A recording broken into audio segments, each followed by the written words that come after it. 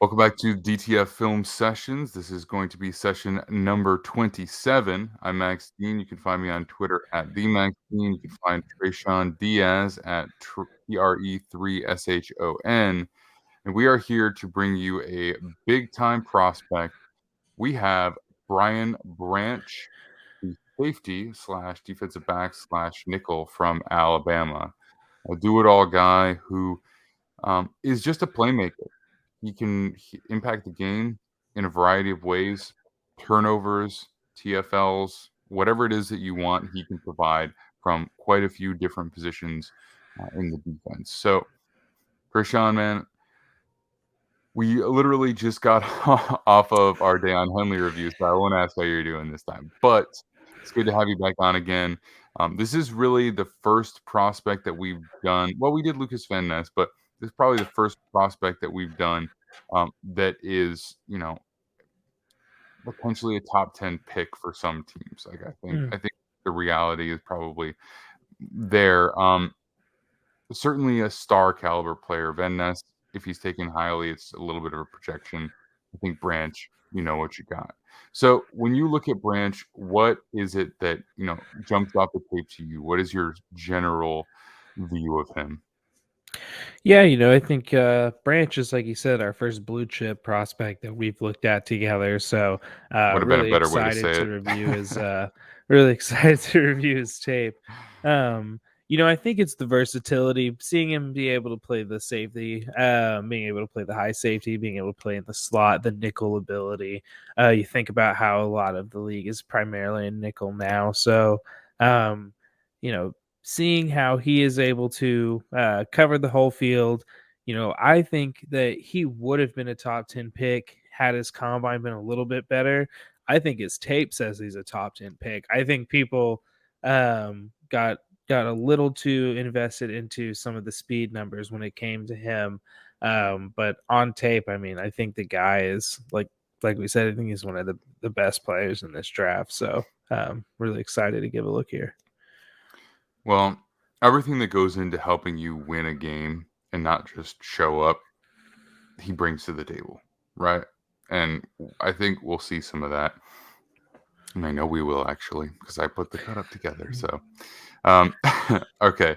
So let's jump into it and get a look at what Brian Branch can do for you. All right. So in this case, he's in the safety position, down in a single high look. So he is more of the box defender, so to speak, here. He's not super tight because they have a secondary, another person in the slot to the right who's a little bit tight. So that's kind of why he's where he is there. But let's see what they have him do.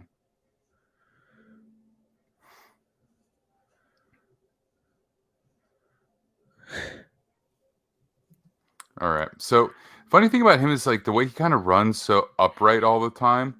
But that's just because like it's so easy for him. Like so it's the click and close here, but it's so under control. It's so easy. Like and when he turns and he's in pursuit, like he's never off balance. He's kind of just like No, it's so smooth. It's like watching an older brother chase his little brother around. yes, Honestly, that's exactly what it looks like. Look how quickly he gets up on him. It's like he's I don't know, he's like on a little little electric toy car, like the way they have just like this ridiculous zip. It's like he's just there, and I mean, without yeah. natural speed, he's like, this is you're okay. And the closing, he doesn't run into him, doesn't run through him, doesn't get out of control, doesn't panic. Just if this ball is thrown, he's 100% covered. And then second reaction play, so easy for him to stick in coverage there. You can see it from the quarterback viewpoint, I think, here.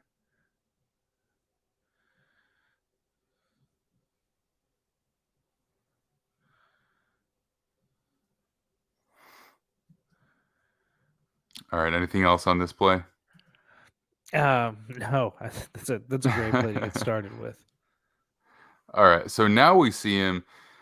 So they're all the way on the right hash here. So everything is kind of condensed on that side of the field, and he's playing. I guess. I mean, what would you call this? This is almost like a weak side linebacker, I guess. Yeah, it looks a Because little bit kind of like a slot safety hybrid type role, kind of like a mm-hmm, linebacker safety type hybrid role. mm-hmm.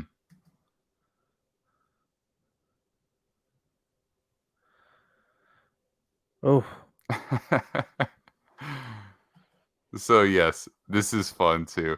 I'm just gonna come to it from over here because and this is great. So like right here, he's selling coverage until the last possible second. Look, quarterback is starting to clap his hands, and that's when he starts to lean forward into his blitz here.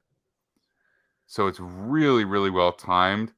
But the best part about this play is when the running back leans in to hit, he just goes flying backwards on his ass. Like he is nowhere to be found. And Branch, on the other hand, is just right there. And look how under control he is. He just creeps up, just gets in the way, bats the pass. This is ah. playmaking and in every level. But go ahead. Oh no, nothing. It's just I'm just seeing the contact, like you said, control. Everything about him is he's so violent and so under control at the same time. It's so impressive. Like you said, this is what playmaking ability looks like on the defensive side of the football. And I mean, everything he does is so fast, so technically sound, and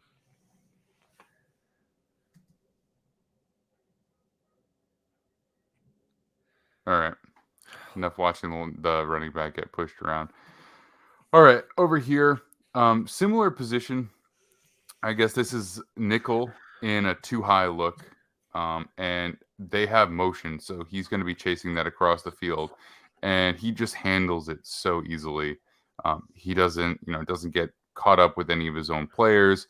Like he's aware of where they all are, trusts his athleticism to get to where he needs to just very easily.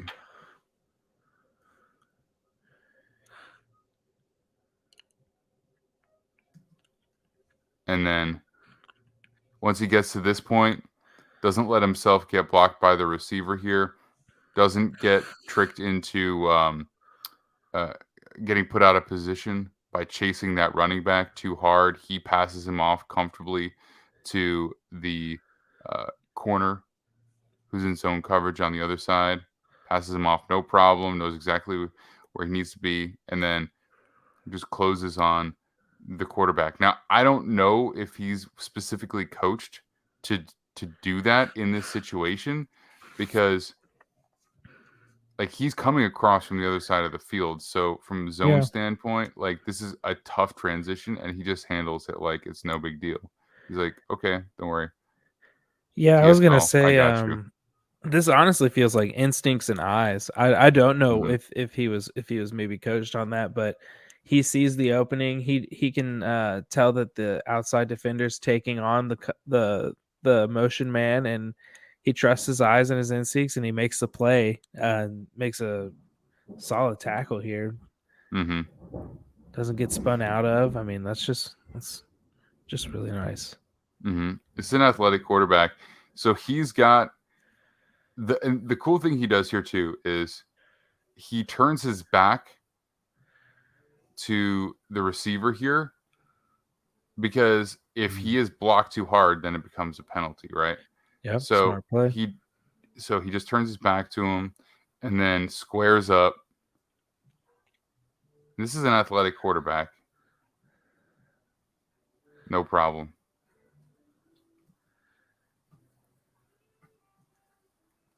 Okay. More motion.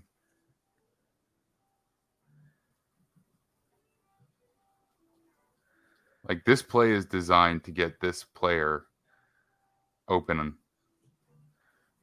Yeah, they're doing that wheel route. He cuts off the route fully, right? Gives him no space to run. So he's like, all right, I'm just going to stop because this is not going to work. And then he stops with him, turns upfield. You can just trust him to lock down whoever he has, whoever he's responsible for. Yeah, he stays in the man's hip pocket the entire time. As soon as he gets to you, he's not losing you. We've seen it multiple times now where guys they can't shake him.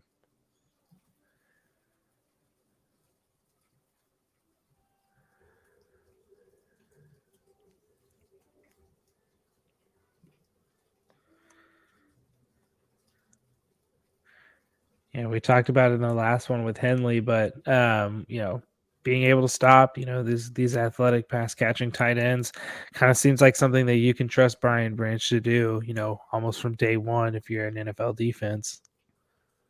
Yeah, for sure. I mean, he's not the biggest guy. He's about 6'1", 190. And I have to imagine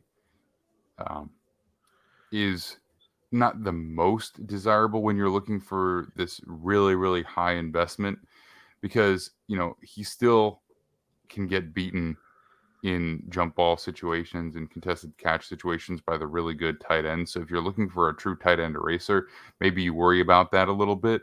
But I think just from a physicality standpoint, like the other size things that you might have, like, whether you got someone coming at you in the run game or trying to victimize you there, which a lot of this truly like slot nickel corners can be. You don't have to worry about that with him at all.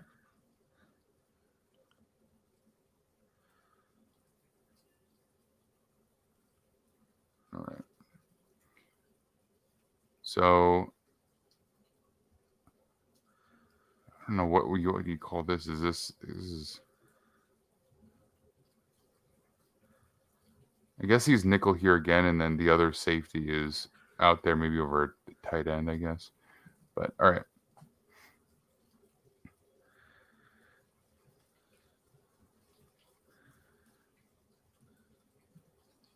Okay, so for this play,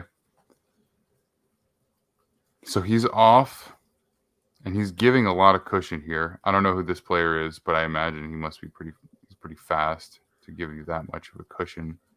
But the footwork as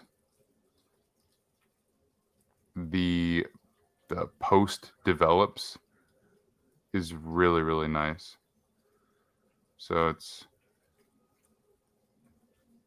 I guess, so 1, 2, 3, and then you're moving forward and closing on that. I'd say I was a little surprised at this play, how long it took him to recognize that it was a run. I think maybe he was staring at the receiver a little bit too much when he was coming into the break, but yeah, like you said, the technique is really nice here into the back pedal. Well, I think one of the things about him that you do like is you don't get he doesn't get fooled by play action, but at times when you're this far away and you can't see what's happening behind that pile, then you got to make sure that you're covering your guy, right? Because this looks like a run, and then the next thing you know, the guy's running past you, and you've just given up a 60-yard touchdown pass. So I think you're right.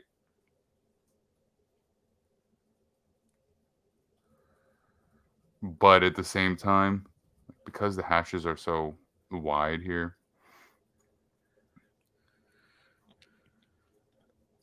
there's just like a lot of space between where he is and what is actually happening. So I guess I could understand why you'd be more concerned about keeping that guy covered than potentially giving up a run. Although it does turn into a pretty solid run.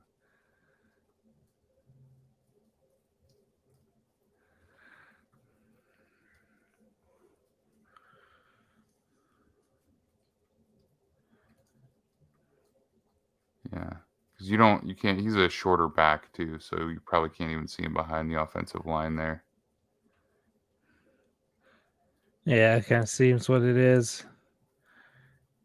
As soon as he recognizes him around the corner, he pops out. Mm-hmm. All right. So he's slot again. Just more Nice. playmaking. Yeah. Comes up on a blitz, recognizes he's not going to get there in time. Probably, yeah. The tackle doesn't get fooled or anything.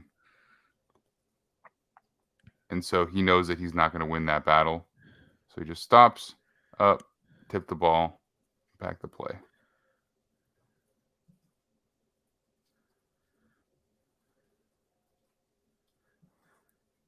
And it is really underrated how much timing and anticipation and reaction goes into jumping up and tipping a ball when you're this close to a quarterback who's ripping it like that. And I mean, he's opening himself up to a shot here too Mm-hmm. from the offensive tackle. I mean, like you said, really smart football, the anticipation, playmaking ability. This is what you want to be able to see. He knows that if he just keeps going, that he's not going to be able to put any pressure on the quarterback. He sees that he opens up his shoulders immediately, wants to get the ball out quick. And that's just kind of what you would expect from somebody that, like we've been saying this entire time, we feel like could be a legitimate top 10 player. Yeah, I think it's the perceived value of the safety position that, causes him to slide down a little bit, right? And we've talked about this a ton on the podcast, and just Nick and I in general, with a number of different positions, but safety certainly one of them, where the fact that this player is so often away from the ball, and even when throws are in his direction, it's often not like when he's in coverage specifically, like he's still probably coming down to wherever the reception was made, or he's, assisting in coverage when we talk about the safety position. But when you have a guy like this who's around the ball constantly, who is around the line of scrimmage, who is chasing motion men, who are literally being set up to get the ball specifically on that play, and he can lock them down. He can blitz. He can make tackles behind the line of scrimmage regularly, but also can play deep as well. There is no place where you can victimize him. I think that does drive him up the board in terms of value. And we saw, so I think the highest drafted safety we've seen in recently would have, if I'm not mistaken, was Jamal Adams at 6 in 2017. I don't think we've had a safety drafted higher than him No, I don't since believe then. so. No, nobody higher. I don't think that he would go higher than that, but he could potentially go higher than 14, which is where Kyle Hamilton went last year. And Hamilton, similar role, although different player, a lot taller and longer, not quite as explosive in his athleticism, but for a lot of the same reasons that he went high, we can see Branch go high, perhaps even higher as well. So if you're the Falcons, you need pass rush help. Like we've talked about that. But would you be interested in bringing Branch aboard for like at that premium of a pick?